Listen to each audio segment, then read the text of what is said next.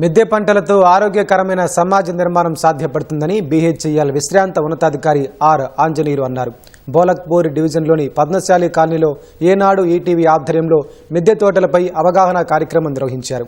ఈ కార్యక్రమానికి ముఖ్య అతిథులుగా బీహెచ్ఈఎల్ విశ్రాంత ఉన్నతాధికారి Anjaneyulu, BHMC horticulture field assistant Sanjeev కుమార్లు హాజరయ్యారు.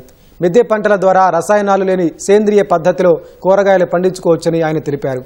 పండ్లు, పూల మొక్కలను ఇంటి పరిసరాల్లో పెంచడం ద్వారా ఆహ్లాదకరమైన వాతావరణాన్ని సృష్టించుకోవచ్చునని అన్నారు. మిద్దె పంటలతో బహుళ ప్రయోజనాలతో పాటు ఆర్థికంగా లాభాలు పొందే అవకాశం ఉందన్నారు.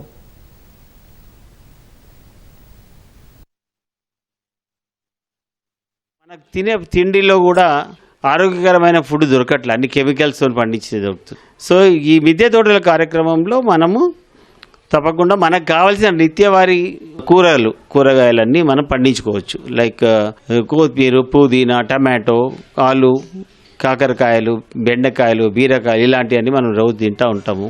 ఇవన్నీ మనం మన తోటలోనే పండించుకుంటే ఆర్గానిక్ ఫుడ్ వస్తుంది.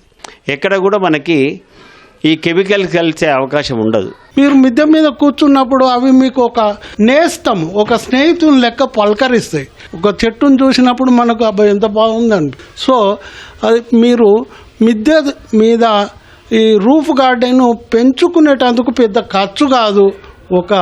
మీరు ఒక గంట సేపు స్పెండ్ చేసి మీ ఇంట్లో ఉన్నాయే పాడేసిన తొట్టిలు, కవర్లు ఆ కౌడంకి వేసి కొంచెం శ్రమ పెడితే మీరు మిద్దె మీద ఈ రూఫ్ గార్డెన్ అనేది తయారు చేసుకోవచ్చు.